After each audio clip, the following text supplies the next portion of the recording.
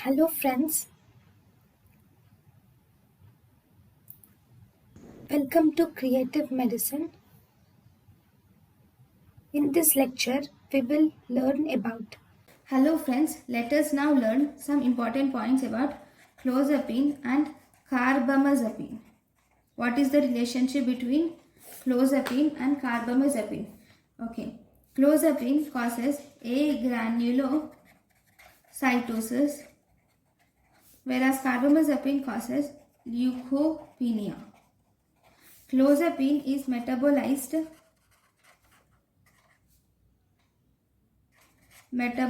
by CYP enzymes, whereas carbamazepine induces the CYP enzymes.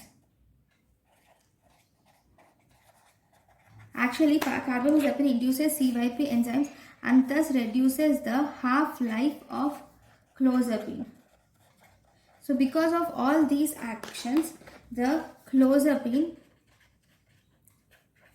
and carbamazepine, both these are contraindicated together. Okay, thank you for watching. Thank you and thank you for watching.